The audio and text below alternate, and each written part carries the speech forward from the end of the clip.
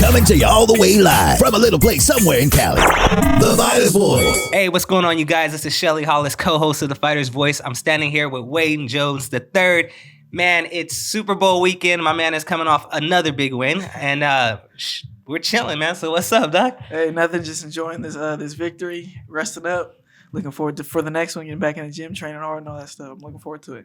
Okay, so another big victory. Like, dude, you're super active right now. Yeah. So how many? Like, you did what? 2 fights in what, a 3 month span? Yeah, just about. I think, yeah, my last fight was about 2.5 months ago, and I just had another one. So yeah. So I'm thinking right now, people in Mexico understand who the body snatcher is by now, because you out there banging, bro. Yeah. They know me over there. Some of the people behind the scenes, they know who I am. They be messing with me and stuff like that. The commentators, they know who I am. It's pretty cool. Like, maybe not the commentators, the ring announcer for sure knows who I am. So it's cool. I got a little fan base out there that I don't know about. Man, especially for us, just our people in general. Like, culturally, that's huge, dude. You're getting to like leave the country, travel, meet different people, stuff like that. So again, I asked you last time. But when you're there, because Toscano, first of all, you guys are doing an amazing job. Like I talked about, I watched the last big one that you guys fought and things like that, and the production quality is crazy. Man, yeah. So, I mean, like, what they're doing with you guys and things like that, like, I think they're already preparing you for the stages to continuously grow and be bigger. Stage, because you're walking out, like, there's lights.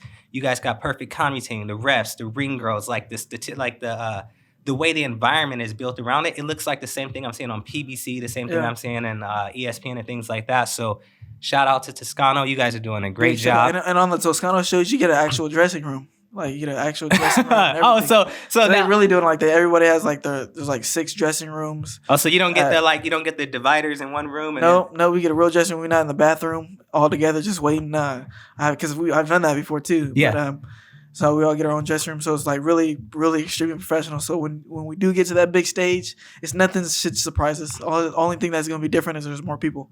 And, we perform. That's what we do. No, that's super cool, man. And then I think the biggest thing too, last time you were here, you were still, you're working with Team Nasty. You got a great coach, Thank you for letting me meet him and things like that. Yeah, shout out to Lionel. Yeah, he's dope, dude. I follow you guys on IG now. But something big happened in between the last time you were here. Like, you actually signed now. Yeah. That's just crazy. Like, yeah, I signed a deal with Toscano Promotions. We were working together for a while, and there's solid people, real good people. They liked me. They liked a solid kid. He's talented, so we put it in paper. Instead it was just off the strength, and now it's off the strength, and we got it in writing. So we rocking for real now. And it's dope. It's surreal, really. You don't think about when stuff is happening to you. Yeah. You don't really think about it as much of a big deal. But everybody around me, my family and all that stuff, they make a huge deal out of it. It's really dope. I can really say I'm a signed fighter now. No, you can't. If I really wanted to flex, I could. But I just don't. But I was on a billboard. They put me on a billboard by myself. Right. That was huge. And then, like, when I seen it, like, I knew it was going to happen before it happened. I just didn't know when it was going to happen. Right. And when it did happen, I was just like, oh, man, that's cool. And I didn't really, like, take it as big as I thought it was gonna be, but then it still means a lot to me, but I wasn't like, I'm on a billboard. Yeah, I wasn't like jumping around like, you see that bill? I wasn't pulling up to it, taking pictures of it and that stuff like that I thought I probably would do before I got it. But everybody around me is just like, man, you made it, you're making it, and I'm just like, we got a long way to go. That's a beautiful thing, because you told me your backstory and how you got to this point, and it's trippy, man. Like, you really are, like, you can say, like, in this lifetime, and you're living it right now, like, you're a pro athlete, man. Yeah, I'm a pro athlete, man. I'm about training like one. I'm about to start. Well, not yet, but I'm about to start training like one. I got a strength conditioning coach. I got a couple of them, actually. I got 3 of them, really. I got my coach, Coach Shello, and then I got my big cousin, Dominique Howard, with New Level Fitness. And I'm going to start rocking with all 3. We're finna be in the best shape of my life. I got a new meal plan place that's gonna sponsor me, Our Healthy Meals. They're out in Stockton. They're gonna get my weight and everything together. I already know my body fat percentage. It's 8% off of me just eating like crazy. Really? It's 8.1%. You're walking on that. That's so I can just imagine what I'm gonna be now with all this strength and conditioning and the eating and all that stuff. I'll probably get down to like 4% or something. So I'm excited about that.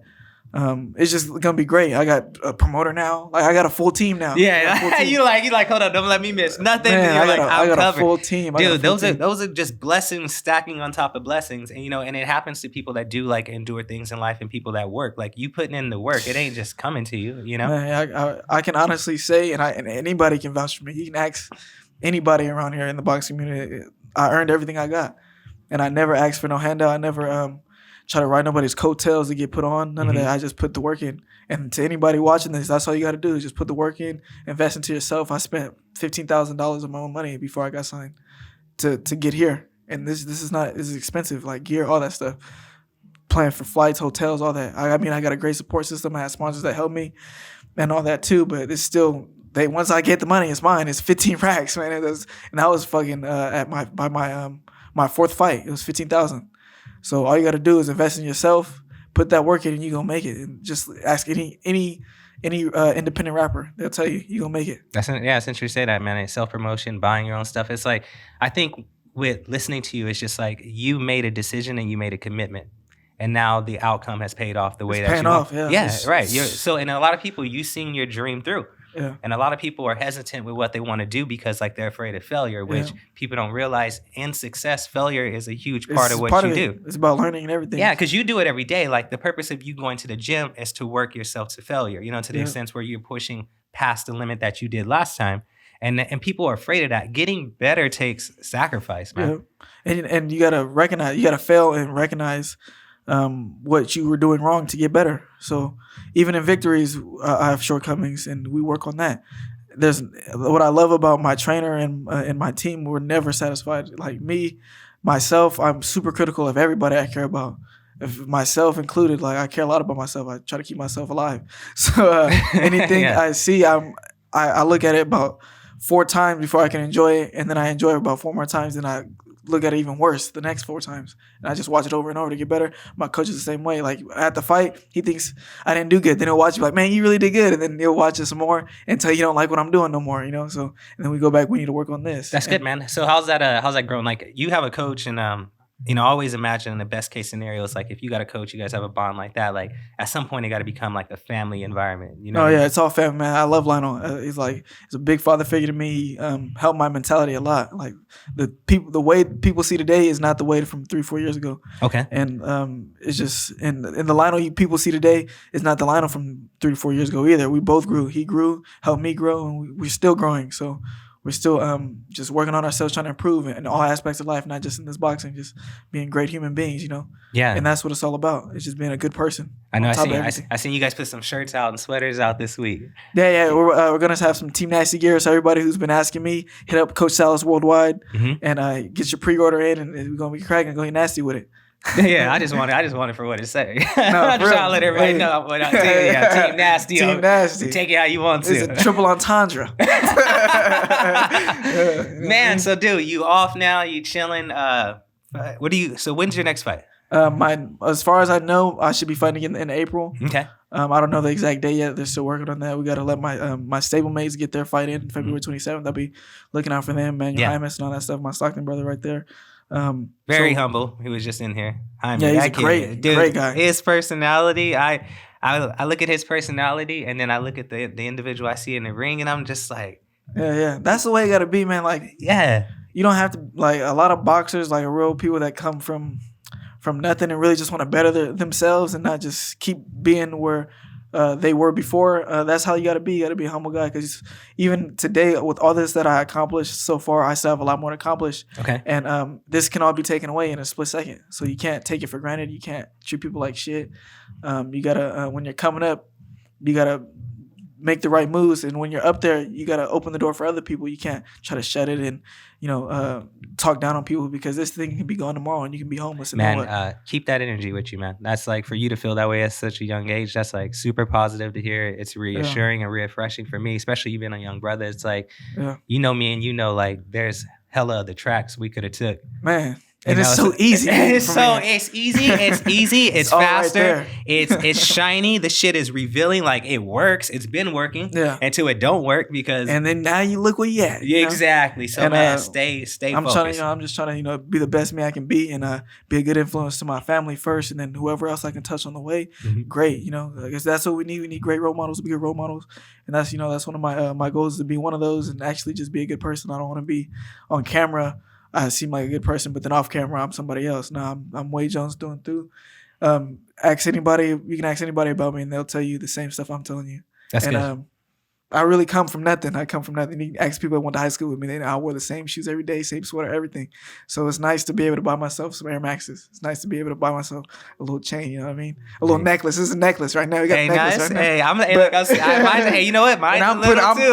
I'm not tucking nothing. I paid for it. I bought it. I'm gonna wear it. I want to wear it. I'm wearing it. Nah, it's funny because, my friends always ask me, like, when I was younger and I was a different kind of dude, I was flashy, right? But see, that's different now. It's like one of these are from my grandmother, and then this one's from my mother. Oh, okay, yeah. Yeah, and then I got one that was a gift from my daughter, but I barely wear it because then I got like hella chains on. But it's like, for me, this stuff is significant, you know?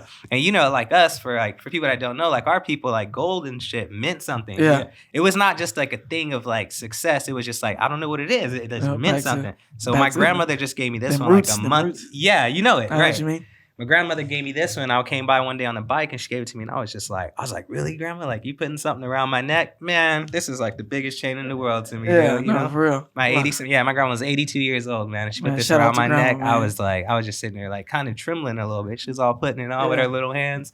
And she was like, I don't wear this stuff no more. And I was just sitting there like, dude, this gonna be with me forever. A lot of the jewelry that I got now, I plan on I plan on getting more. Not too much more. I don't want to be too flashy, so like that. But I plan on getting, like, when I upgrade it, I'm gonna give it to like this little bracelet I got on. I don't know if they can see it, but I plan on giving it to my goddaughter. I have a goddaughter. She's about to be 3 in April. Congrats, man. April 2nd. But I plan on giving it to her when she's like 6. When she's old enough to not lose it immediately. Yeah. I'm gonna do the same thing. Like one day I want these to be, I'm old. I want these to be for my daughter. My daughter's 4 right now. She's just wild, dude. So nice. That's good. Dope. I want a daughter in the future, probably 5 years from now. Yeah. Just probably first year. And then now you're in a good position because you're establishing yourself, and it's like you said, you continuously work on weight, you know? Yeah. So it's like you get to where you are, you establish life is just gonna fall into place, man, because everything else is already aligned for you. So that's the deal. Dude, I gotta ask you, because shit's close and I'm a big football fan, man. Who you got this weekend? I'm going for the Chiefs. I'm not a big sports fan like that. I only really watch boxing. I'm supposed to be a Raider fan. The Chiefs are our rivals. Right, but you know, I'm going for the Chiefs. One of the people I likes the Chiefs, and I don't really have too much stock, any of that in football. So I might as well rock with the Chiefs, so the homie can be happy when they win. I got you. Hey, see, support being a friend that supports. You know what I mean? Supportive guy. What's the last fight you watched? The last one I watched was I watched Caleb. Oh yeah, I watched Caleb's fight I think that was last week, and then I watched Canelo's fight. Man, with these guys like this and like everything so close, like dude, like. If you could see like some dream fights this year, just pick 3. Who would you want to see? First off, everybody, you know who I'm gonna go with. Terrence Crawford versus Errol Spence 1. Yep. And I want to see Big Charlo versus Demetrius Andrade. Dude, I think Demetrius be getting ducked like a damn. Mother. Getting ducked, bro. Do you see? Okay, all right. Give me your third one. We'll go back to Demetrius. Caleb Plant, Benavidez. Those are my 3. That's interesting. I want to see those 3. Hey man, lately 2 of those all in 168. That's gonna be a little tournament. Lately, Benavidez, like the shit he's been doing, and I sit back and watch his training, I'm like, he's a problem. No, he's definitely a problem. And those all are entertaining fights for multiple different reasons. The most boring one potentially is gonna be the Andrade fight with Charlo, just because it's going to be a big chess match at first. Technical. It's going to be very technical. But the build-up is extremely entertaining. It's going to be extremely entertaining. Oh, yeah, and then their words, too. The build-up is going to be extremely entertaining. I can guarantee. I can see it now. Mm-hmm. And the fight probably pick up like in the 4th, 5th round once they already get each other's timing down, stuff like that, start figuring out the chess moves, setting shit up. And then it's going to start getting exciting. Dude, I love it. And then, like, I keep thinking, like, I keep trying to play back. Because, when I'm not doing shit, I'm watching boxing, right? I just start thankful for YouTube, right? Even what we're doing. But, man, like, that Terrence and Earl's fight makes me nervous. It makes me nervous because I love both of them dudes, right? But the fucking Terrence be getting touched. And he be getting touched with combos by people that ain't Errol Spence. And I don't know how that shit gonna go down, Yeah. In that fight, what do you see happening? I got Terrence. I'm a big Terrence Crawford fan. I said you have Terrence no reason not to be. Terrence Crawford versus anybody he goes against, I'm rooting for him no matter what. That fight I feel like is gonna be a great fight, like entertaining fight. They both get touched. Only difference is that Terrence Crawford is just a little more noticeable when he does, but Errol Spence is getting countered a lot by Danny Garcia. He was. He's just real busy. And Errol Spence doesn't really move his head. I don't know if a lot of people notice that. He even says it himself. He doesn't like to move his head. He likes to catch and shoot. But that's not he's going to be very pocket, right? Yeah. I think it's going to be a great fight. I'm rocking with Terrence. I think Errol Spence is a great fighter as well. I admire him as well. His skills, he does a lot of good things. But just huge Terrence Crawford fan. I'm rocking with who I'm rocking with. You know what I mean? Man, and then when Terrence has proved both of them hands. Yeah, and he's a dog. They're both like, it's gonna be a great fight because he's a dog. That's the part too. So it's like you can't like I be trying to sit there and think like, yeah, I just said he gets touched a lot, but he's a dog though. Yeah. So if you fight the way that he fights, you're gonna get touched. Yeah, he might get touched, but he's gonna touch you back. And everybody he touches back gets dropped. Yeah, so. Damn, I know. I think he's like people will talk about Errol Spence's power, but they don't talk about Crawford's power. I think he stopped almost everybody. His last 10 of his last 13 opponents. Yeah, at least? yeah, he stops them and hurts them, and knocked hurts him out, hurt him too. Yeah, so I mean, we will see. He hits hard too, man. He said, dude. What was past? So Luke Campbell Ryan fight. What'd you think about that? I didn't really watch that fight. I seen the highlights of it. I missed it. I actually missed it. The last fight that I seen was the Canelo fight and the Fulton fight. But I did see the highlights of it, and that's cool, man. He came back from what I hear. I seen the video of him getting dropped and then him end up stopping him. So that's a big deal. That she showed heart, showed determination in doing that. Not much I can really say about it because I didn't watch the full thing. I got you. All right, man. You super chill like this, but I know you like a little bit. We talk off camera. Like you're moving up. You're doing it through the work. You know what I'm saying? Through the work. Yep. And a lot of these dudes talk, and I know you got a mouth on you, but you're super like professional. We professional, man. The cameras come on, we hide that, man. I'm from Stockton, though, man. Yeah. Is there ever gonna be a day when are you waiting for someone to throw some shit at you one time before you act up, or is there ever going to be a day you're going to be like, you know what, I'm tired of watching y'all dudes. I want you, and you. Man, nah, I'm going to just let things happen organically, Yeah. If someone says something, I'm not ducking no wreck. I'm not scared of nobody, but I'm not a crash dummy either. So if someone says something to me, and we'll go from there, we'll see how I react to it. But as far as me calling people out, I don't really feel like I need to. I'm going to just do my own thing, stay in my own lane. It's been working so far. You know, I didn't have to call nobody out, ride nobody's coattails. Clout chase, none of that stuff. I didn't have to. Hey, see that emphasis on it? He put that emphasis on it last podcast. Yeah. He said, this is me. I did the work. No, for real, this is like, I'm proud of that. Like, I'm proud of that. I'm one of the few that can say that they didn't have no famous friends, no nothing, nobody to put them on a pedestal. Yeah, you weren't no big camp, no nothing. Nobody gave a fuck about Wade.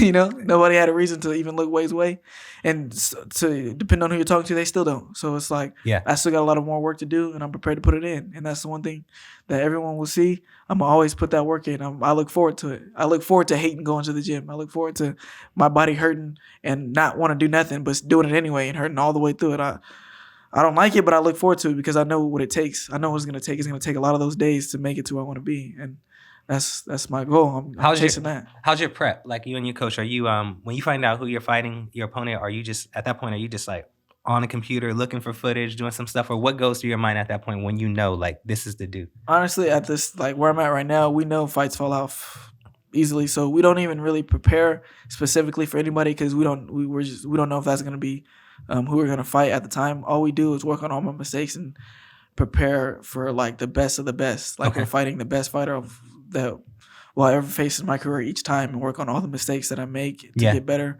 So that's what we do. We just train hard, train like we're fighting the best in the division every time, and work on all the mistakes that we can and try to get better from that. Are your adjustments more on the fly in the ring, or do you wait till you like you go back to the corner, you hear, or are you kind of like calculating things the whole time you're in the ring? It's all the above. Like I make adjustments on my own, but I also listen during the round. I'm listening to my corner. Like it's like that one movie, the robot movie where he's like, all that stuff. I can't remember the name of it right now, but it's like that. Like I listen to what he says.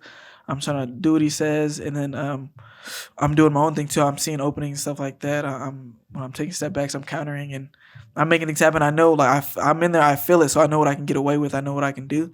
And when I go back to the corner, he'll tell me what he thinks is working, and what he doesn't think is working, and what I need to do more of. And then we just go back and we can go from there. And I try to implement what he told me in the corner, also while being creative and making the on the fly adjustments. Dude, I've seen you. I watch your fights, and it's like, especially it's this last one. I'm looking at highlights and looking at stuff, and I'm like, you got this weird thing. Like you box, and then someone hits you, and then you got like a little pissed off thing. Like, I've been working on that. Yeah. You got like this bit, like you can see it too. Like when you get pissed off, and then them shots be different too. The body shots be like, you be like trying to lift motherfuckers off their feet. Man, I was like, I've seen you get hit a couple times, and you instantly like, it's like it almost does some shit like a switch. It's like, bing. It wakes me up, and I'm like, I'm gonna get that back. See it too. I'm gonna get that back. And you can see it on your face. Like I seen you like the couple times I seen you get caught with a clean one. You be like, oh, okay. Like the time when you dropped that dude. Yeah. He caught you with some shit in the mix up, and right away you're like, your eyes light up, dude, and you just look at him differently. And I was like, I seen it on this one too. Did some shit, and the next thing I know, I watched you drive him all the way to the ropes and just body. Yeah, no, it's that dog in you, man. But like also, it's I've been working on that because I'm trying to, you don't need to get it back immediately. I make the mistake sometimes. I'm trying to get it back immediately, and you can get caught doing that. So I'm trying to do things the smart way, the right way, and that's what people would be noticing if you looked at I think the first fight that's been on YouTube is my third fight when I reacted and dropped that guy. Yeah. And if you just watch the fights after, you can see the progression. I'm boxing more. I'm using my range more. I'm getting my distance right. I'm fighting more mid-range than being up close and smothering. And then when I do smother, it's for a purpose. And then I go back to doing what I need to do. So I'm just getting smarter in there. I'm learning on the job. I started boxing at 16, almost 17. Yeah, so it's a little later because some people start. No, as I started kids. 16. Yeah. Yeah, they start as kids, and sometimes like Manuel, for instance, I think he said he was like 8 years old when he started or something, like really young. So it's like you did come in a little later, but that's fine. Yeah. Are you getting comfortable yet? I'm getting real comfortable. I'll be laying down in the dressing room now, falling asleep, and then like this last time I was laying down falling asleep, just relaxing, trying to keep my mind clear and stuff like that. And then we were told it starts at 7, and it was I think it was just about to be 7 because I was supposed to be I was the 8th bout. So I was like, I figure starts at 7, probably start getting dressed at like 7:30. I had my hands wrapped already, of course. And then they're like, hey, they're on the third fight. And I'm like, oh, got up, just start warming up, all this stuff like real quick. Yeah. So that's like a big deal because I know my debut, I was about to have a panic attack. Before we got to the event, at least. Has the speed changed in the ring yet? Like, has it slowed down to you in the ring, or when you get in there, it's still like, oh shit, like chaotic? It's like, no, it definitely slowed down. When I get in the ring, it doesn't even feel like, it feels like I'm watching a movie. Like, it doesn't even feel like I'm there. Like, I'm just I'm that. I don't know if I'm that in the moment. It's like third person. There. It's like I'm there, but like when I look back, it doesn't even feel like I did that. I've had that feeling a few times in sports. I'm super relaxed in there now. Like I've been kind of relaxed. Once the bell rings, I've been kind of relaxed, but like now I'm super relaxed. Like walking into there, I don't know how to describe it. It's amazing.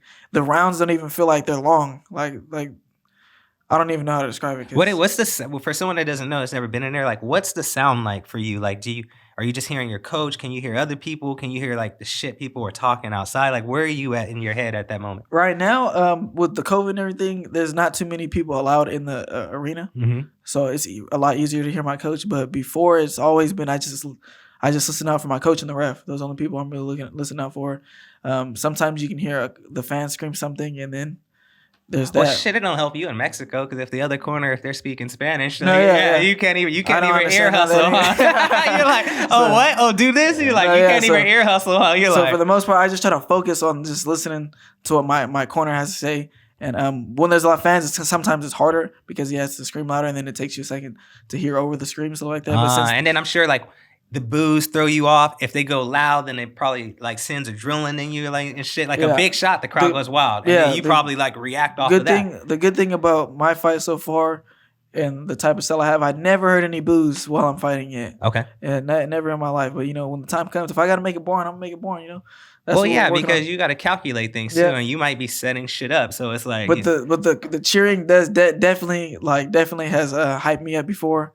And that's what helped hype me up to when in my third fight when people thought he hit me with a shot or hurt me, and everyone got hyped up, and I seen him look like he was hyped up, and I was like, oh, okay, and I was like, come on, let's get it then. Like you're about to walk into something, and he really did.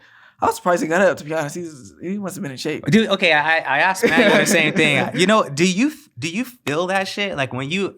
can you be like, that shot I hit his ass hard with? Can you tell, or does it get to the point where you just got a rhythm and you're so systematic that you're just letting shit go? Or can you tell, like, I cracked his ass without? It's at the same time it's both, but like those shots where they're like clean and you threw it with something and they land and say they go down and get up or they don't go anywhere, you're just like, oh, that's a shock. Like you gotta certain people that like are used to knocking people out, which is I hope I don't get used to. Like you hit somebody with a shot and they don't go anywhere, you can get discouraged. I personally don't get discouraged. I just like, I'm just hit you some more shots. Yeah. But I know that's something that can happen, so I try to keep my mind off, like not focused on knocking people out, just going in there and winning. Going there, doing whatever I have to do.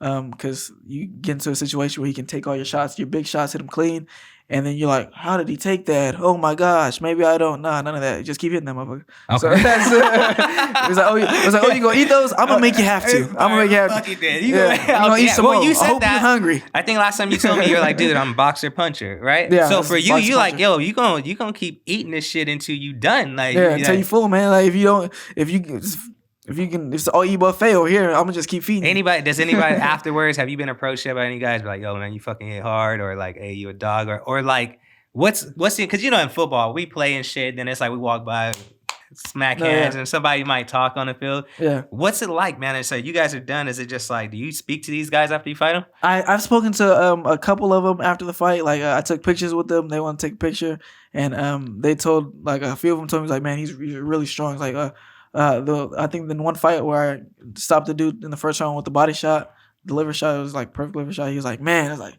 man, you got me with that one. I was like, this is like, that was a good shot. It's like, man, it was perfect.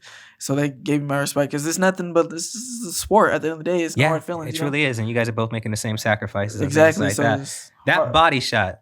Now we've been seeing that shit pop off a lot lately. Dude, have you been caught with one yet in sparring or anything? When I first started boxing, I think I was probably like 3 months in, and I was at Don Jose's gym downtown California Street, and I was doing really good. I was doing really good in sparring. I don't even think I was 3 months in. I was probably like 2 months in. I started sparring like my third day, and I was feeling myself because I was putting hands on people. So I was like, I was in there feeling myself. And one of the other fighters that he had there, the coach's son, actually, his oldest son, like I was, like I said, I was feeling myself. I was trying to spar. He's like, I'm gonna spar with you one day, and like it's not gonna be what you think. And I was like, I'm fucking feeling myself. I'm cocky and shit. And then I was like, okay, let's spar. Like, and then we sparred, and he was actually a professional at the time. He didn't really he wasn't like super known or anything like that. But I think in like the first round we were sparring, and like I was always been heavy handed, so like it's always been like hard for people that are better than me coming up to work with me, because they get hit and they're like, this motherfucker trying to kill me. Yeah. It's like, I'm just throwing these shots regular. Yeah. But so I was trying to get off on him, and he hit me. He went over. He hit me with a liver shot. And like I spun around in a circle, and I didn't feel it at first. It was a delayed reaction. I tried to throw something. I was like, oh, and I just collapsed. I was like, I think I was 16, and he was like 26 or something like that at the time. And that was like the only time that ever happened. So I definitely. So it's a real damn thing. It's a real thing, and it's just like you get with that, and you don't think nothing of it, and then it's just like. So what does it like? Okay, so like in football, you get hit in your chest or some shit. You lose your wind, right? You get hit in the windpipe. I've never got like a liver shot, and like, so does it just like fold you? Is it like knife shooting pain? Like, what does it feel like? I don't even remember, because it happened so long ago. And but it really just drops. It really just like takes it out of you out of nowhere. From what I remember, he hit me with it. I felt him hit me with it, but I didn't think nothing of it. And then a split second later, I was like, ugh. And then all right. So people, like, we see it all the time. You are hearing people like, oh, it's fixed. The fight's fixed. Like, no, that shit really just because that's what happens. Like, even with Luke and Ryan, like Ryan hitting, bam, right, and then you kind of see Luke try to get his shit together. Yeah, and he took like. And then you like look that shit's really crazy. Now I've been forgetting about that shit. Like I've been through so much like with this life stuff. I forgot all about that shit till you brought it up. That was so long ago, man. That was like. That's 8 years good. ago. Hey, but that means now that means now you're keeping elbows and shit tight, and you sinking on punches. You know? No, yeah, that's never happened again. So people, if you're wondering and you got it professionally here, you've seen it. Dude, these body shots really be breaking people. Ain't no joke. And that's cool, because that's something that you deliver a lot, And then I think one time, like a lot, man, when I'm watching fights, like the fights. I saw the UFC on this weekend. Boxing picks up next weekend. But I always be like, damn, a lot of people just always headhunting. Yeah. You know, it's a lost form. People just want. Yeah, people are infatuated with highlight reel knockouts. You know, that's what it is. But that you shit can get it that way too. Yeah, that sets up highlight reel knockout. You know what I mean? And I'm like, you break down the body, you gonna drop hands, you gonna do all kinds of shit. Feet gonna slow down. A lot of people, with the style that's being real pushed right now is pot shotting. And with pot shotting, it's harder to go to the body. It's like keeping distance control and pot shotting is what the USA team has been really focusing on. The amateur system has really been focusing on as in the past probably 5-6 years.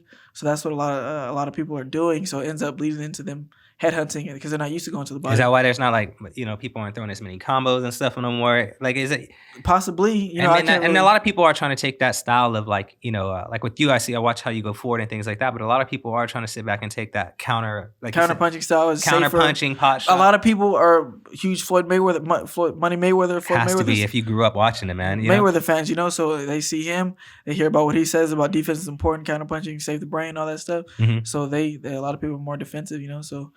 It's good. It's really good at the same time because you definitely have to preserve your brain, but that's not the only way to have defense by counterpunching. No, a lot of people are getting hit more trying to counterpunch. You got to be first, Well, yeah, because they're waiting for something to attack. And then if you're getting people out of there early, you're safe anyways. Yeah. You're not. That's how I always looked at it. I'm like, well, fuck it. What's the point of taking hella shots? If I can get you out of there in 3 rounds, then I'm safe anyways. I'm not gonna fight the extra fucking 7 or you know what I mean? Yeah. 9 rounds left, depending if you're 10 if you look at just like with Errol Spence. How earlier I said he doesn't move his head, but he doesn't get hit too much either. Mm-hmm. And he's very offensive. He's very aggressive. You don't have to just be defensive. He has a great shell. He keeps his hands up, dude. Hands up for first form of defense, having your hands up. So when you watch me fight, I have my hands up. I know how to move my head. I catch shots. That's all. And I'm an aggressive fighter. So, did you get your body work from your favorite fighter watching Ward? My inside fighting is definitely where I got that from. Jabs to the body is definitely what keeps me going down there. But as far as the body stuff, I think it comes from watching Chavez Sr. and Roberto Duran. Nice. Hey, you heard he's gonna fight, right? Yeah, I know. Yeah, I was about like, that. What? He's gonna get that last hurrah. Okay, so now we're seeing shit that we never have. The world is changing, bro. Internet is changing shit. We just seen the big stuff on Thriller, which was entertaining. Yeah. It was super entertaining. I didn't like the whole rap stuff in between the raps. You know what? It's just because I'm just a straight, but I know the casual fans, they probably loved it. Yeah. But as a whole full, just a boxing fan, didn't like. I'm like, man, put the next fight on, man. Well, see, yeah, because you don't want all that shit. You I'm trying to see the fight. No, it was entertaining, but what I liked about it was the aesthetics too, man. The light stuff. They took that K1 and kickboxing, especially fighting events in Asian countries, man. They're really big on the aesthetics and shit. Yep. Yeah, but the way the production was and shit, I was like, okay, this is pretty fucking dope. It looked pretty cool. But then the other element too, I think Teofimo just took a shot at Mayweather about dude, you were my idol. You guys are fucking up boxing legacy with all these exhibitions and stuff like that. For you personally, how do you feel about the exhibitions and the fights that are going on with YouTube people and celebrities? Well, how I feel about it, I think of economics, supply and demand. If there's a demand for it, why not supply it? So if nobody wanted to watch it, they won't happen. So that's how I feel about it. I'm not gonna hate on anybody making their money. If he was in Floyd's position, he would do the same thing. And that's just, I feel the same way about you. That, yeah. You know what? I can't. It's not in me to take away from what another man does for you know what I mean. Yeah. And then if that's Floyd, for instance, this has always been his passion too. Yeah. So he's probably having a hard time just letting boxing go. He knows he's too old to really mix it up and risk his life fighting with the young man with the young guns. Even if he can really beat him, because he's still Floyd Mayweather, huge boxing IQ, just older. So why not let him have fun and make some money? Who cares? That's what people have to just focus on. What affects them. And then you know what you're saying, and it's really bringing more fans to the sport. People who never watch it, they might fuck around and watch a regular. I'm not taking shots on say, but a real boxing match because their favorite YouTuber was boxing and they never thought about boxing and he likes boxing. So now they want to watch boxing because one of their idols likes boxing and now they're a boxing fan. I feel the same way. I think that is drawn. I think, for fighters they may be feeling a certain personal way because they feel like it's taken away from their shine. Nothing should take away from your shine. Whatever work you put out or whatever you put out into the world, that's just going to come back to you naturally. Another man shouldn't dim your own light. But like you said, I think this shit is pulling more fans in. Yeah. Because people, like you said, people different target markets. Yeah, because a lot of people don't like. We're all into boxing, so we know so much about it. But a lot of other people, they don't know shit. A lot of people don't know anything about. If you ask people right now who the heavyweight champ of the world or who that, they don't know. It ain't like back. They in might the know. day. They might know Anthony Joshua, but yeah, especially if you UK, it might be a few people that know. Speaking of Josh, they'll know about Josh. The women will know about Josh. Yeah, light skin. Good looking dudes that the women might know. Yeah, no, for there's women who know about Anthony Joshua. They're like, what's his name? What's that guy's name? The heavyweight, and I'm like, Anthony Joshua. And they're like, yeah, him. And I'm like, okay, that makes sense. But, it makes sense. But with the whole exhibition thing, I feel that way with retired fighters, celebrities, cool. But active fighters, no, I don't like it. Okay, so so you know who I'm talking about. Yeah, exactly. Manny Pacquiao and Ryan Garcia. And I don't like it. You know, with Manny, strip him. I didn't strip him. I was like, if that was gonna happen, make it happen as a real fight, you know. Exactly. And then Manny's 43 and stuff like that. Like you said, Floyd's having fun, right? Yeah. And I know he's fighting again in Japan, but with Manny, like, yeah, he beat Keith Thurman and stuff like that. But one thing that people don't talk about when it's like health related with boxing, it's not necessarily that one crazy ass fight or punch you've seen. It's like an accumulation of like damage to the body over time. And I think that's the thing, like, we're protecting you guys selves. And it's cool, like with you. I think I always thought about that because I watched it happen with my friends in football. Like I had a few friends that started playing ball like in high school. I'm talking about like junior, senior year, right? Yeah. And went on to the NFL. And then like I've played since I was like 8 years old. Yeah. And then I kind of got burnt on this shit. And then I also had hella more injuries than them other cats. So it's like sometimes I see people like you and I'd be like, nah, you got into it right when you were a teenager. Yeah, you're developing. You may not have 100 amateur fights, but that's experience, but that's also wear and tear. Exactly. You know, so it's just, I have a lot of wear and tear. Yeah, and just because you are very decorated as an amateur doesn't mean that you're going to be elite as a professional either. This really is a whole different game. It's a whole different game. And when you step up in competition, shit changes. And my pro career, I actually fought a guy who had over 100 amateur fights in my fourth pro fight. He had 107 amateur fights, and I beat him. So amateurs don't mean anything when it comes to the pros. I mean, it definitely experience and all that good stuff. Yeah. But as far as like, just because you have a bunch of amateur fights doesn't mean you're going to be somebody with a low amateur career. Understand. And I think people should know that because it's like, and a lot has to do with, like you just mentioned earlier when we first started talking, it's your work ethic. So it's like, you could have 150 amateur fights, but if you're a lazy ass dude now, shit don't matter. You a couch potato and a punching bag for whoever you get in the ring with. Oh, yeah. If you don't take this shit serious, we'll know in the fight. Dude, what do you find, like, what's the problem with boxing? I tried to ask a couple people this and everybody has their views and shit. Like you said, you're 8% body fat, which is extremely lean. Like, if you guys look that up on charts, like, that's in a very elite category. Why is it that some people are very, like, when they're not in the ring, like, these cats would be 40 pounds over their fight weight, shit like that? What is that? Like, I can't even talk about that, man. Because like 40 pounds, that's extreme. Yeah, because you've seen people like, okay, people like to party, and that's really what it is. Okay. Like I know it takes a lot of dedication to fight, especially at that top level.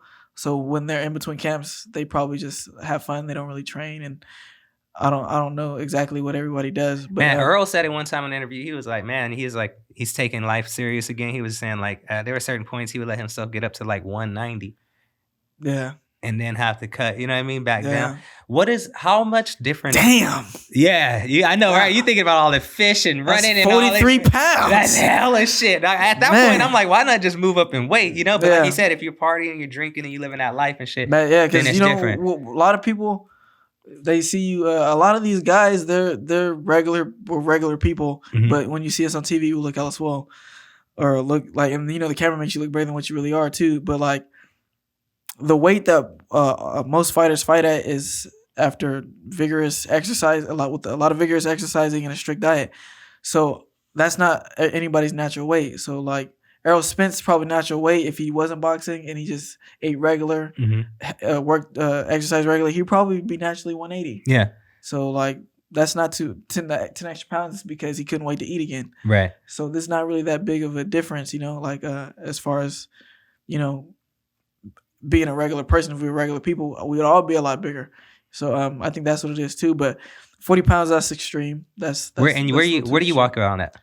I don't want to disclose that information on camera. I'll tell you when not. You tell me later. And then where do you fight?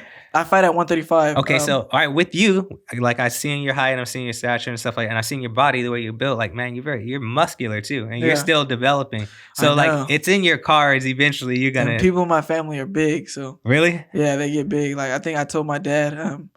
He told me how much he weighed at my age, and he doesn't do what I do. Okay, and I'm heavier than him when he was my age. So, and then my whole mom's side. The genes are to be big, like to be muscular and heavy. Yeah. So it's easy for me to gain weight. Okay. But the good thing is it's easy for me to lose weight too. So is that something you and your coach talked about? Like, you guys just gonna let what naturally happens, like gracefully move up over time? Like if the body starts carrying 5 pounds more muscle, you guys are like, all right, well, next step, or what do you guys have mapped out? So we're just gonna like ride till the wheels fall off. When we can't make 135 no more healthily, we're gonna move up to 140, and then if time comes where I can't make 140 anymore healthily, we're gonna move up to 147. I don't see myself fighting at 154. I don't. It depends on if I'm still young. I haven't hit my my prime yet, so I could still grow. But as far as like my frame now, I don't see myself fighting at 147. Above 147 at least. I don't see myself fighting at 154. That's like man. That shit. That's the division. Yeah, 147 is definitely division, but like 154, that's just cracking too. But like I don't see myself having the size for that as of yet, at least. But I definitely can easily see myself at 140, and 147 is definitely a possibility in the future. But we're gonna ride to 135 till I can't make it no more. What do you? And it's just really not hard for me to make weight. Like people probably think it's a lot harder than it really is. It just takes a lot of discipline, Yes. But and especially the nutrition. I eat like 4 times a day in camp. And I just like only one day that I'm hungry is the night before weigh-ins, the day before weigh-ins. That's the only time that I'm actually hungry. But besides that, I'm starving, I guess, because when you're on a diet, you always hungry. But you say eating 4 times a day, you just want to be greedy. I'm a glutton for real. So I love food. So only one day out the camp to where I guess I'd be technically starving myself, and then I've always made 135. I don't even have to make 135 at this stage of my career. I'm not fighting for a title or anything. If you notice, a lot of fighters, a lot of prospects that are competing at 130, they weigh in at 131, 132, but I've weighed in at 135 for every fight that I had except one. I've actually gone down as 132. So as long as I make the weight without killing myself, I don't ever work out. 2 days before the fight, I don't work out. Okay, so that means you're usually ahead. So I'm not the day of the weigh-ins. I'm trying to lose 5 pounds. I'm not doing that. I'm already on weight. I just have to show up to the event, to the weigh-ins, and I'm on weight. So, and I'm on weight. So I just gotta make it. So. What's the largest guy you've been in a ring with as far as sparring goes? Man, I like the largest guy I've ever been in the ring with on some dumb stuff is like. I think he was like 220. Oh, okay. And he was like 6'5", 220. That was the largest that I've been in the ring with. But like it wasn't like he was actual like elite heavyweight or really a professional heavyweight, nothing like that. I think the biggest person I've been in the ring with, I think probably fought at 160. 160? Now, or 154. He fought at 154. So for people watching, like, because if you follow sport, like this, like I said, Super Bowl weekend, stay with football, like there's no weight limit. Like your ass is just on the field. The dude's 250, you got to tackle him. If he's 300, you got to tackle him. Yeah. Now, in the boxing world, because people look at it and this weight is so small, does it make a difference? Can you feel the difference with another man's presence? Does the power really go up that much more significantly?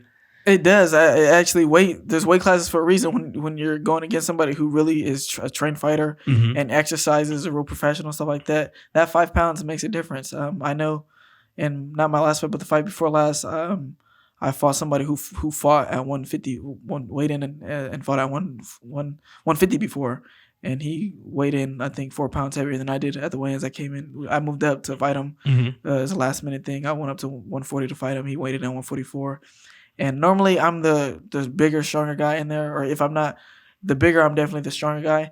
And then with him, I couldn't wrestle with him. Like I couldn't wrestle with him without like actually having to try. Like normally I can wrestle and not have to like use too much energy, but with him, his physical strength, I knew if I was wrestle with him, I'd get tired faster. So I just waited for the ref. I'm like, I'm just waiting for the ref. Okay, I got you. So I definitely felt his size advantage in that. So weight definitely makes a difference. I know. I remember after that fight, I was like, yeah, I'm gonna just go ahead and beat up these 135 guys.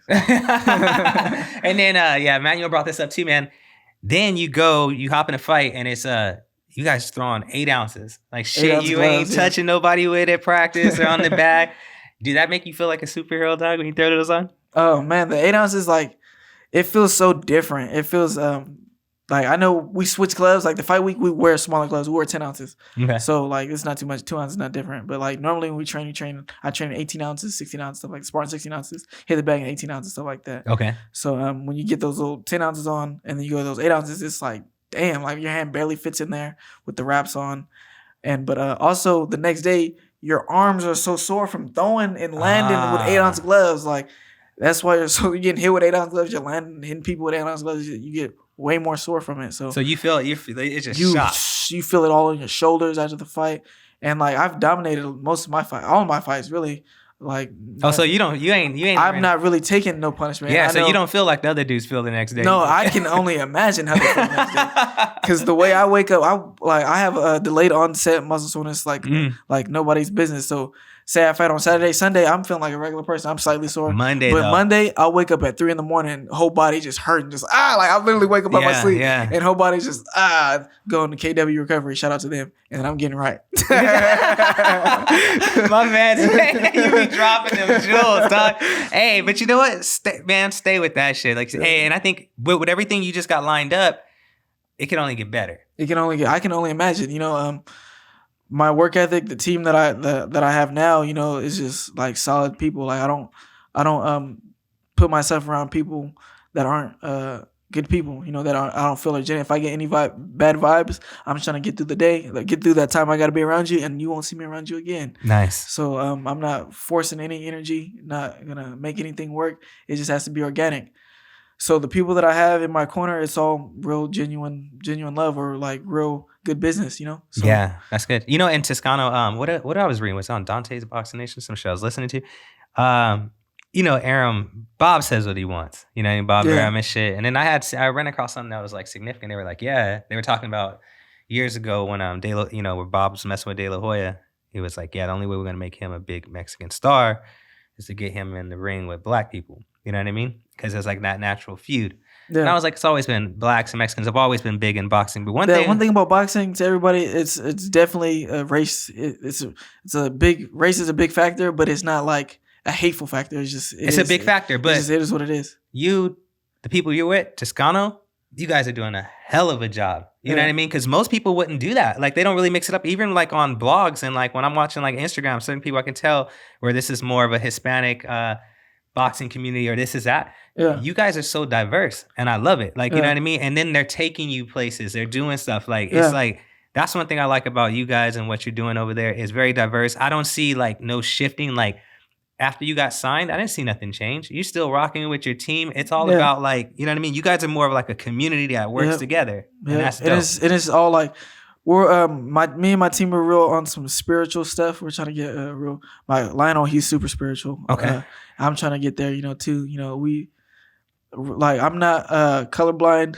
Like, you know, some people say they don't see color. I see everybody for who they are, and I appreciate everybody for who they are. I look forward to enjoying other cultures. If you see the people that are around me, I'm mostly around a lot of, as far as boxing, I'm around a lot of Mexicans and a lot of Latino, Hispanic people, and they show me nothing but love. I show them nothing but love.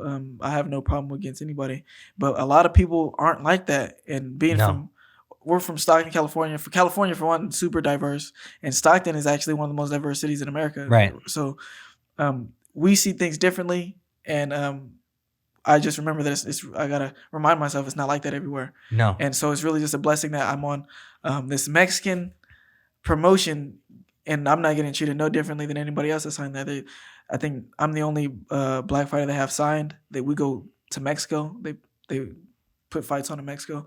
The Mexican commentators like me. Everybody shows me love. Dude, that's where the world needs to go. And like I said, I just like it, and that's why I wanted to bring that to the table because I appreciate what you guys are doing, and I think it's dope, and it's being noticed. You know what I mean? And I think those are where the change. But like, all change happens with like the youth and the younger people. So since your guys' generation is different, it's gonna be different. Yeah. And then I mean, like, and then I don't know. And then so me, same thing. Like I work with Richard. You know what I mean? That's my boy. Like we're the same shit. Yeah. And it's like, you know, I always trip out. Me and Rich were talking. We were like, damn, we were like, who's like the baddest white boy you ever known in boxing? Because we were like, no, this is like a black and Mexican sport. It really low key is. It's a minority sport. It's a minority. Yeah, right. So we were trying to find like these Joe great white. That's it. That's the name we came up with. And I was like, dude, that fight with Roy? Yeah, I think that's the biggest. That motherfucker was cold, dog. Is as far as European, Caucasian? Yep, that's it. And you know, like Fury's doing can't really his count. thing, but you can't. Fury. I don't know if you can count the Russians or anything like that because they're taking the Russians. It's different. So Russian, you know what I noticed about Russians? Like they come in and wreak havoc and shit, but like their careers don't be long. Yeah. It's like their boxing style is different. Like they're very punishing and shit. Yeah. But then like people like our boy Andre Ward. Yeah. Like, we'll fit because America is different. We figure shit out. Like Ward when that second fight was technical. I was at the first one. I was in Oakland. Dude, I'm gonna tell you, I was like sitting in the stand quiet as fuck, dog. Because I had never seen Ward fight like that before or had that level of competition where someone was going at him. The day I was on Instagram, I was scrolling and shit, and I seen him post that picture with all his belts, and he was like, fuck it.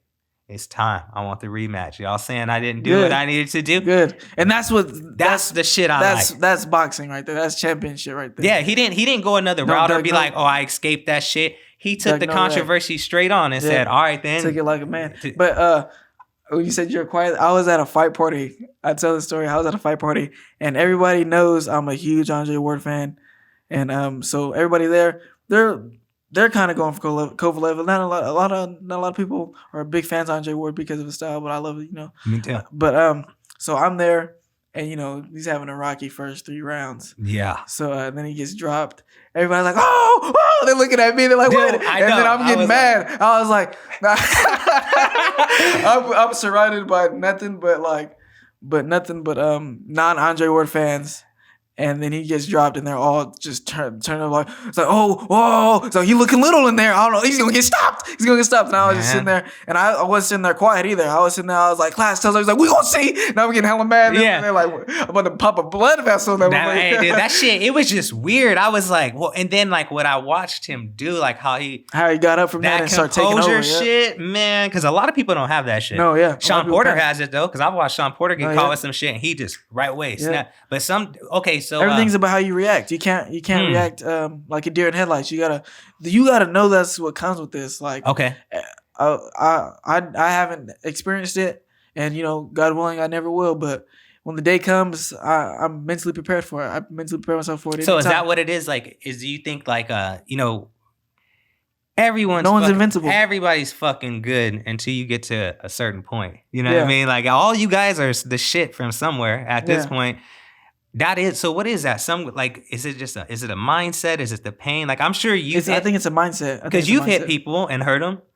When you hit them, can you see, what do you see different? And as soon as you crack a motherfucker, you like, oh shit. That's when you really see like what someone is made of when they get hit by like someone who can hit.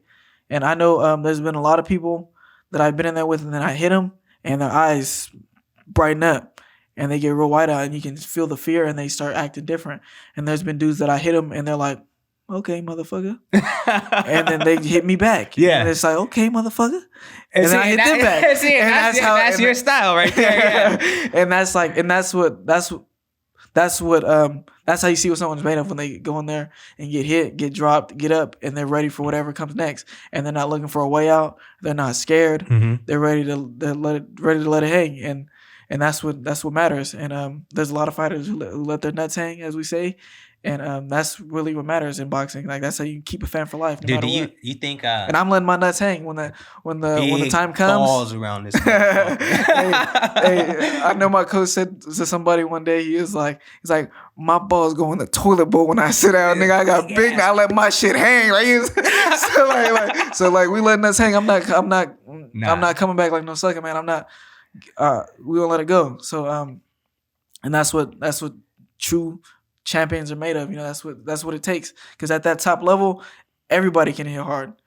Even if their record don't show it, everybody can hit. Everybody's good at something. Yeah. And everybody has that next gear. So you just have to be ready to take it up another notch. That's why I want to see Wilder get back in the ring so bad. Yeah, I want to see what he's made of. Yeah, because it's just like his ride was crazy. And then with that fight, I think he was on the verge of breaking either Tyson or Muhammad Ali's record or some shit. It was he did a lot of significant things. And I can't doubt I mean, he's blessed. Them hands are hammers. You know what I mean? But it's like, now I want to see, like what you're talking about. Now I want to see, like, now that you face controversy and shit, I want to see him come back. Yeah, bite down. You got to bite down. Because it's like, it's been a long time, man. And like, you know, I've had a few fighters kind of educate me and shit on like ring rust and stuff like that. But yeah, I'm worried about that because Dante ain't never been like a crazy ass boxer. He just has a fucking 1-2 that like when it, like, I don't see the ring rust being too bad for Deontay because just like you said, he's not like a real technical boxer. Okay, like, that makes sense. The ring rust, it affects everybody. It affects everybody, but the people that it affects normally the most is the slick counterpunchers. Because you know the timing's a little off. Okay. So and counterpunching is all about timing and setting your opponent up, so like that. So I feel like it's still gonna affect him in some way, but it shouldn't be too harsh because he's not a slick boxer. He been in plenty of fights where he was losing every round and then just knocked somebody out. Them fucking King Kong fights with ORTIZ. Yeah, even the Washington fight. He stopped him in 5 rounds. He was losing every round. Yeah, I've seen. Yeah, and that's why I just want to see him. First of all, I want to see like anybody I like to see people do good, or even that's like just try, you know. And I get like there was some controversy and things like that, but I know he wants the AJ or the Fury fight, but if I was him, I'd just go back in there and start reminding people who I am. Yeah, he's not gonna. He definitely should want those fights because you know those are big legacy fights, big money fights, all that stuff. So I don't see no reason why he want those fights, but he's not gonna get those fights right now. He's not gonna get those. He's a guy that he must know. Nobody really cared to fight in the first place because exactly what we just said. You can be winning every round and he can hit you and knock you out. See, they say Andy Ruiz and him might be mixing it up this year. That would be a good fight. So Andy has hands. Andy has a point to prove if he's to get the fight because he fucked off his opportunity not taking shit serious. So with that second fight, he didn't take it serious, and it came out after the fight that he didn't even train properly for that fight. He was partying. Yeah, and he said it, and then it makes you wonder because, like you said, what could have you done if you would have not squandered this opportunity that you had? So he has that to prove if he's to get another big fight. When he does get another big fight, because he's a big name now, he has to show us that he really wants to do this, you know, and he just has to train hard. Yeah, I think their camp is heavy. I was on IG looking, and Canelo, Andy Ruiz, Garcia, they're all in the same gym training right now. So yeah, so they got a pretty good core and things like that. I mean, I never know who's in there where they're getting their work, but I mean, like iron sharpens iron. If there's a dope ass cast, and I'm sure like just watching someone else, you'll step it up. So how are you right now? Like, is it getting difficult now for you to find like adequate sparring partners to keep elevating you, or are you guys doing pretty good here in like NorCal? No, we're doing pretty good. At one point in time, it was hard, but now, you know, I'm getting a bigger name and stuff like that. It's not hard to find sparring, and I got some great sparring in Sacramento. Okay. So no, it's not hard anymore. You know, my name is a little buzzing now. From what I'm hearing, people from other gyms are like, "You need to spar Wade." So getting sparring is not going to be a problem anymore. You know, so that's dope, and it's going to be fun because you know. I'm the guy people have a point to prove now. Like before, see, light up. See, I told you got this weird little quirky ass thing you do. Yeah, like, before it was me, like, I'm gonna because you know, anytime I went somewhere, I was like, I gotta get my respect. I gotta get my let them know who I am. So now people are gonna be doing that with me. So it's like, okay, I gotta be prepared for that, you know. And that's I think that's dope. You know, that's how you know, tables turn. You know, yeah. I still gotta turn them. I still gotta turn them another notch. But you know, now I'm the guy people look forward to trying to beat up.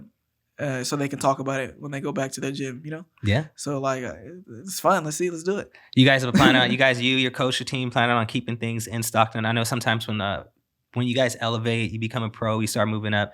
I know there's sometimes people have to move. Like, they might move to, like, SoCal because there's more gyms, or people move to Vegas. Do you guys have any of those plans right now? Or right now it's just, like you said, just taking it as it comes? As far as me, I don't mind being in Stockton until it's not safe for me anymore. I'll stay here my whole life, you know, if I don't have a problem with it. I'm used to the small town living. But my coach, I know once everything's like right, if money's right, everything's right, I know he wants to live in San Diego. So, you know, I'm going to go to San Diego. Me too. And there's plenty of, like you said, a lot of SoCal work. So yeah, all that stuff too. So I guess like if we go anywhere, it would be San Diego. Yeah, that's nice. And then you get the beach, a different vibe, better weather, you know? Like that's my goal too. So, that's my goal too, man. So that's it, man. So I'm weird, man. I'm not into like doing nothing. I really don't care to do nothing but what I do, man. I want to spend time with my family, and I want to work out and I want to box, and that's really all I care about. Do make some money. That's all I really want to do. That's good. And but as far as traveling, I don't think about it. Like it's not like I'm like, oh man, I want to travel, but I'd love to travel. Like there's plenty of places I wouldn't mind seeing and stuff like that. So I just not in that mindset. I'm on some Nipsey Hussle, the marathon, grinding it out type stuff. All my life. Yeah, you already know. Nose to the pavement. That's it, dude. But that's cool, man. 2021. Do you guys have an idea how many fights you can take, or like what's coming up for you this year? Yeah, so I'm gonna fight at least 4 times this year. Okay. But we're looking at fighting 5 times this year, so we're trying to get 4 more fights in. Mm-hmm. They kind of gave me the rundown of the schedule. You know, I just gotta stay in shape, stay healthy. Good. And that's all it is, and just keep winning. And we're going to keep fighting. We're going to get it in. Man, it's a blessing, as always. And it's good having you on the show, man. But before we go, you definitely have to tell everybody where to find you and, give them a little shout out and what to look for. So. Yeah, so you can find me at It's Wade Jones, ITSWADEJONES on Instagram and Twitter, Facebook, Wade Jones III. You can follow my coach as well at Coach Salas Worldwide, COACH, Salas, SALAS, Worldwide. Spelled regular. So I don't know if you guys want me to spell all that out. No, I got you. I'll put it on the video. You guys can follow us. I'm probably gonna get a little more. I'm not super active as far as entertaining everybody, but when I showed my full personality on there, it's mostly just like a professional, keeping everybody in the loop. Nice little training stuff. But I'm looking to show a little bit more of my personality on there because I'm kind of funny. Yeah, now I'm gonna tell you guys, dude, I'm getting to know him well. Like, when this camera turns off, it's gonna be a whole different dude. But again, man, pleasure having you, my dude. Thank you for having me. Thank you. I appreciate it. Thank you guys for tuning in to The Fighter's Voice. I hope everybody enjoys the Super Bowl weekend. And again, always thumbs up for Richie. This is ring announcer Lupe Contreras, voice of Top Rank Boxing and of La Jaula for Combate Americas. And you are listening to The Fighter's Voice. As always, thumbs up for Richie.